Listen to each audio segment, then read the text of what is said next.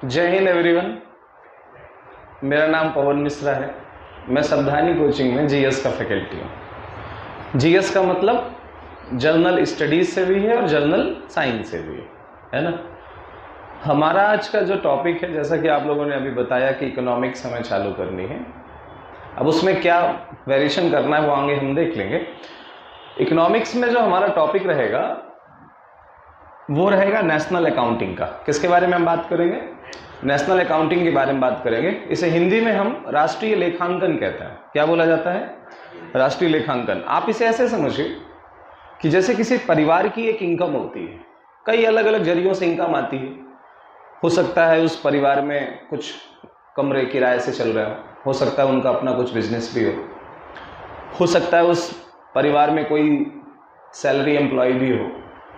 तो जहां जहां से भी पैसे उस परिवार के पास आ रहे हैं उसकी अकाउंटिंग भी जरूरी है कि भाई कहां से कितना पैसा आ रहा है, और फिर हम ये भी देखते हैं कि कहां से कितना पैसा आ रहा है और कहां कितना पैसा खर्च हो रहा है। और हमें ये जानना बहुत जरूरी होता है कि जो इनकम है उससे ज्यादा एक्सपेंडिचर नहीं होना चाहिए। अगर आय से ज्यादा व्यय हो जाएगा तो फिर वो परिवार ज्यादा दिनों तक चल नहीं पाएगा। तो आप ऐसे ही समझिए कि आप परिवार को एक देश मानिए, और देश की भी अपनी कुछ इनकम है और देश का अपना कुछ क्या है, एक्सपेंडिचर। तो देश की इनकम को जब हम कैलकुलेट करते हैं, अब वो कैसे कैलकुलेट करेंगे, कैलकुलेट करने का तरीका क्या होगा, नेशनल इनकम क्या है, फिर उसमें जीडीपी क्या है, फिर उसमें जीएनपी क्या है, बहुत सारे पॉइंट्स है जो हम इसमें बात कर रहे होंगे। लेकिन एक कॉमन बात यह है कि जब हम नेशनल अकाउंटिंग पढ़ेंगे तो हमारा जो मेन टारगेट होगा वो होगा राष्ट्रीय आय।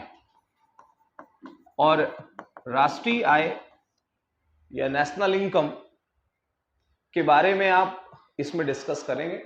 राष्ट्रीय आय क्या होती है, इसे कैलकुलेट कैसे किया जाता है, राष्ट्रीय आय की गणना के क्या क्या तरीके होते हैं, उन सभी मुद्दों पे हमारा डिस्कशन इसमें रहेगा। ठीक।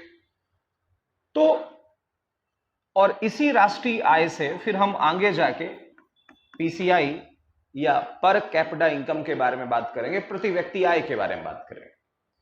और ऐसा माना जाता है किसी भी देश की इकोनॉमिक्स को समझने के लिए, किसी भी देश की अर्थव्यवस्था को समझने के लिए, वो कितनी अच्छी है, कितनी ग्रोथ कर रही है, हमें उस देश के नागरिकों की प्रति व्यक्ति आय चेक कर लेनी चाहिए, पर कैपिटा इनकम चेक कर लेनी चाहिए।